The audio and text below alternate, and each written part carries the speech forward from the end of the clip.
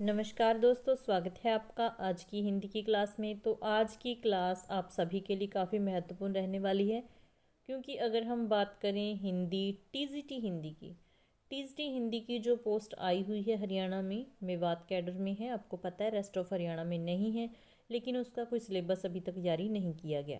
अगर हम पीजीटी की बात करें, जो एचपीएससी में वैकेंसी निकली हुई वो भी मेवात में ही है, लेकिन उसका सिलेबस आ चुका है। एनसीईआरटी प्लस आपको व्याकरण पढ़नी है, और इसके अलावा आपको पढ़ना है हिंदी साहित्य, जिसमें बताया हुआ है आदिकाल पढ़ना है, भक्तिकाल, रीतिकाल, इस प्रकार से दिया हुआ है।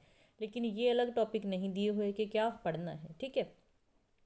और वीडियो शुरू करने से पहले मैं आप लोगों को बता दूं कि ये कोई ऑफिशियल सिलेबस नहीं है, और एक सिर्फ अंदाज़ा है ताकि बच्चे कुछ पढ़ पाएँ, ठीक है। क्योंकि टाइम जा रहा है, बच्चे परेशान हैं कि क्या पढ़ें, नौकरी का सवाल है, आपको पता है। तो मैं बस आपको सिर्फ एक गाइडेंस दे रही हूँ कि ये चीज़ें आप पढ़ने की कोशिश कीजिए। इसके अलावा अगर ऑफिशियली सिलेबस आ जाता है तो हम अच्छे से डिस्कस कर लेंगे। तो जैसा कि केवीएस ने पेपर लिया, एनसीईआरटी का सिलेबस डाला, उसी के अकॉर्डिंग पीजीटी में एचपीएससी के द्वारा भी एनसीईआरटी को शामिल किया गया, ठीक है। और अगर हम टीजीटी की बात करें तो हो सकता है टीजीटी में भी एनसीईआरटी हो, आपका सब्जेक्ट आएगा और सब्जेक्ट की वेटेज अच्छी रहेगी। तो इसके लिए अंदाज़ा है कि आपको एनसीईआरटी से सिलेबस बनेगा। तो इसके लिए आपको 6 to 10 तो एनसीईआरटी पढ़नी है टीजीटी वाले बच्चों को, ठीक है। व्याकरण अच्छे से तैयार करनी है, और इसके अलावा हिंदी साहित्य से अगर सिलेबस डाला जाता है तो कुछ चीज़ें हैं जो आप देखते हुए चलें। और ये सारा का जो सारा सिलेबस है ये पीजीटी वाले बच्चों के लिए भी इक्वल इम्पोर्टेंस रखता है। पीजीटी में आपको हिंदी साहित्य पढ़ना है तो ये चीज़ें आपको पढ़नी पड़ेंगी, ये चीज़ें आप छोड़ नहीं सकते हैं, ठीक है। तो हम देख लेते हैं कि ऐसी कौन सी चीज़ें हैं जो हमें पढ़नी है और कैसे तैयारी करें, ठीक है। तो सबसे पहले हिंदी भाषा का हम पेपर दे रहे हैं, तो हिंदी भाषा का उद्भव और विकास तो आपको पढ़ना ही पड़ेगा। इसमें हिंदी की मतलब कि अच्छे से आपको देखना पड़ेगा, उसकी बोलियां वगैरह, कब किस बोली से कौन सी बोली निकली है, ये चीज़ें आपको अच्छे से देखनी है। इसके अलावा पूर्वी हिंदी, पश्चिमी हिंदी, वहाँ से प्रश्न आ जाता है, उसको देखना है। फिर हिंदी साहित्य इतिहास लेखन की परंपरा को देखना ही देखना है। हिंदी साहित्य का काल विभाजन और नामकरण काफ़ी महत्वपूर्ण है, यहाँ से एक आधा प्रश्न बनेगा ही।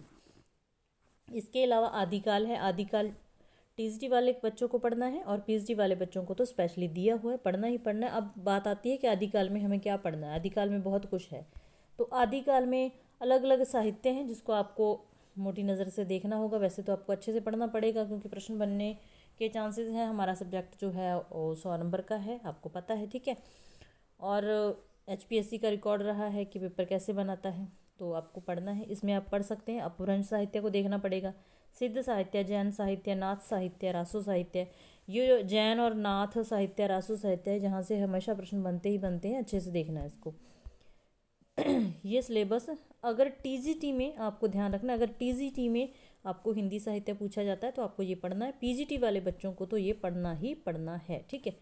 तो उसके बाद लौकिक साहित्य को भी देखना पड़ेगा। फिर मुख्य लेखकों की बात आती है कि आदिकाल में हमें क्या पढ़ना है।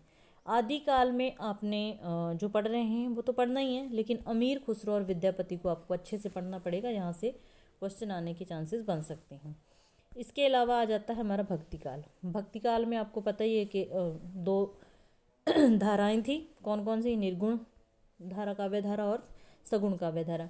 निर्गुण काव्य धारा में भी एक ज्ञानाश्री शाखा थी और एक प्रेम मार्गी शाखा थी। तो उसके कुछ महत्वपूर्ण कवि हैं जिनको आपको देखते हुए चलना है। तो वो कवि कौन कौन से हैं। निर्गुण धारा में कबीरदास को छोड़ना ही नहीं है, यहाँ से प्रश्न आएगा ही आएगा। नामदेव हो गया, रैदास हो गया, ठीक है। उसके बाद हो गए गुरु नानक देव जी हो गए, दादू दयाल हो गए, मलूकदास हो गए, सुंदरदास हो गए, रज्जब हो गए। ये हो गए निर्गुण धारा में, ठीक है। उसके बाद हरिदास निरंजनी से प्रश्न बन जाता है कभी कभार, तो देख लेना इसको। इसके साथ आपको निर्गुण धारा में प्रेम मार्गी शाखा में क्या पढ़ना है। प्रेम मार्गी शाखा में आपको कुतुबन को पढ़ना है, मंजन को पढ़ना है, मलिक मोहम्मद जायसी मोस्ट इंपॉर्टेंट है, पढ़ना ही पढ़ना है। कुशल लाभ से प्रश्न बन जाता है, कुशल लाभ, ईश्वर दास और नंद दास को देख लेना है, ठीक है। उसके बाद नारायण दास को भी पढ़ना है। उसके बाद सगुण धारा में दो शाखाएं चलती हैं, राम भक्ति शाखा और कृष्ण भक्ति शाखा। राम भक्ति में बात करें तो तुलसीदास आ जाते हैं, रामानंद आ जाते हैं, अगरदास आ जाते हैं, केशव दास आ जाते हैं। इसके अलावा सेनापति, तो इनको देखना है। और अगर कृष्ण भक्ति की बात करें तो उसमें सूरदास जी मुख्य हैं, मीराबाई, चैतन्य महाप्रभु काफ़ी इंपॉर्टेंट है, देख लेना इसको। उसके बाद रसखान से प्रश्न बन जाएगा, ठीक है। फिर कुछ संप्रदाय हैं, यहाँ से प्रश्न आ जाते हैं, कौन सा संप्रदाय किसने शुरू किया, इस प्रकार से भी आ जाते हैं। तो ये संप्रदाय देखने कौन कौन से हैं, निम्बार्क संप्रदाय हो गया, वल्लभ संप्रदाय, सखी संप्रदाय, गौड़ीय संप्रदाय, राधा वल्लभ संप्रदाय, तो इनको आपको पढ़ना पड़ेगा। इसके अलावा वीर काव्य में जो चीज़ें महत्वपूर्ण है, वीर काव्य को देखना पड़ेगा आपको, ठीक है।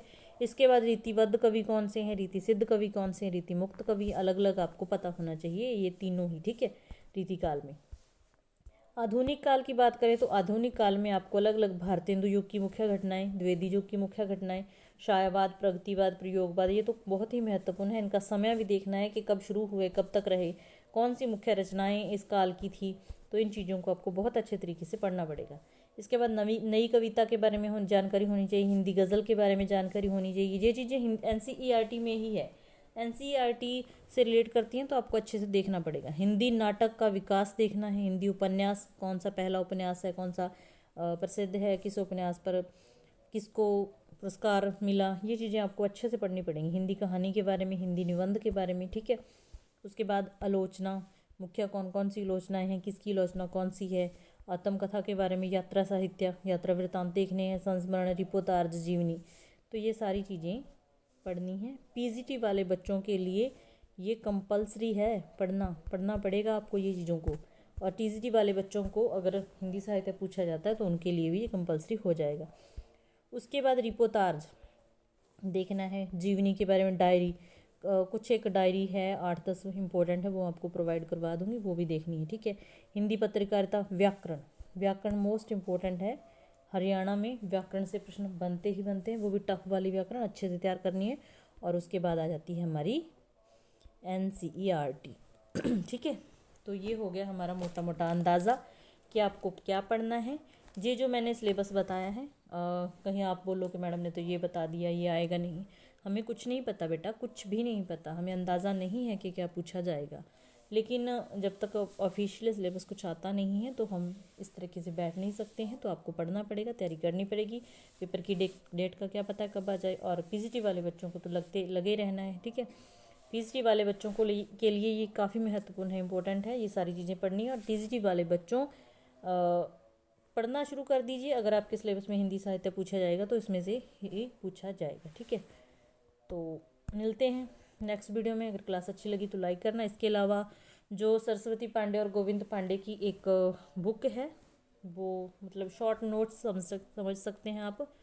तो मैं चाहती हूँ कि हर दिन आप एक मतलब टॉपिक के अनुसार उससे पढ़ते रहें। तो आप अपने नोट्स बना लीजिएगा, जिसके पास बुक नहीं है तो जैसे हिंदी भाषा का उद्भव और विकास है, वहाँ से शुरू करके उस बुक से हम थोड़ा थोड़ा पढ़ते रहेंगे। मेन चीज़ें अपभ्रंश साहित्य की दी हुई हैं, जैसे सिद्ध साहित्य की दी हुई हैं, तो हम कवर करेंगे। तो आप अपना सुझाव दे सकते हैं। मिलते हैं नेक्स्ट वीडियो में, तब तक के लिए बाय, धन्यवाद।